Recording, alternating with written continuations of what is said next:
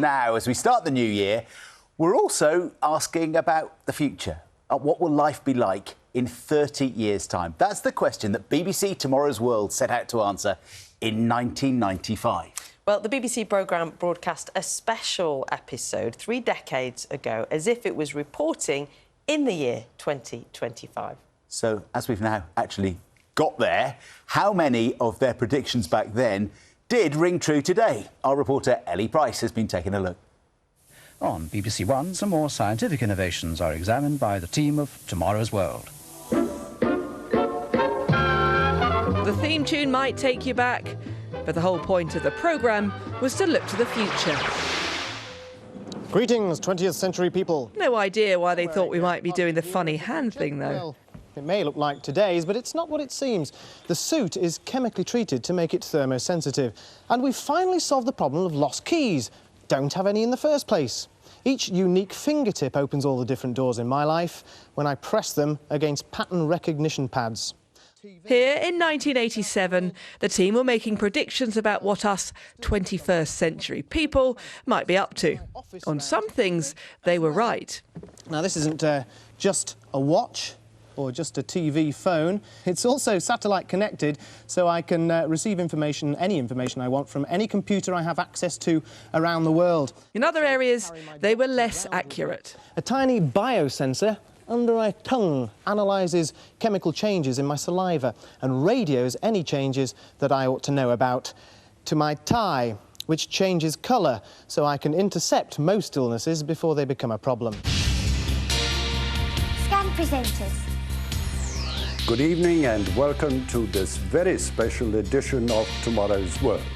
In this episode from 1995, the team broadcast as if they were in the impossibly futuristic-sounding year 2025.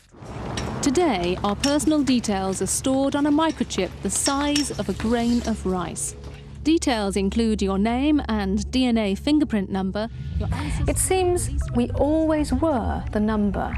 We were born with our own personal ID. They may have got that wrong, for now at least. But how about this for concerns around online security? Even today, governments around the world shudder at the memory of the cyberspace riots of 2005.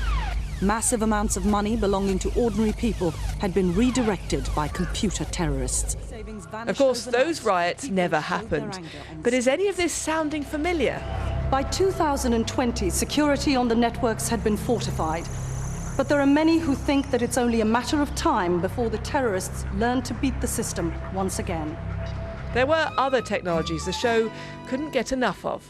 For years, Tomorrow's World has been rather optimistically promising the arrival of the performance electric car. An hour between charges. But did they give up on them too soon? The battery breakthrough needed to solve that woeful lack of power and distance just hasn't materialised, and no one wants a car that won't go far. The longest-running television science magazine in the world was 60 years old.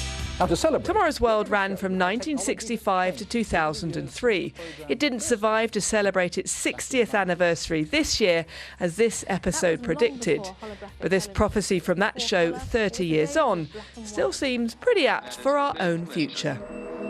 The world is changing at an ever-increasing rate, so we can expect big changes.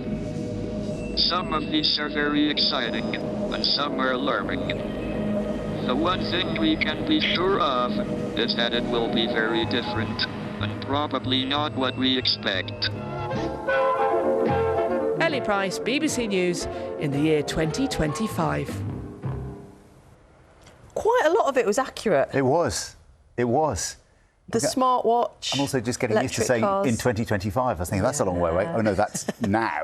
And 1995 was definitely not that long ago, was it? No. They've got the maths wrong there. We're going to be joined by Maggie Philbin, who you saw then predicting how she might look by now. We'll actually see her for real a bit later this morning. And if she brings a tie with her that spots bugs, yeah, I'm going to buy one of those. I'd wear a tie every day. And I think she looks a lot younger than she thought she was going to look. Yeah. By 2025. Yeah.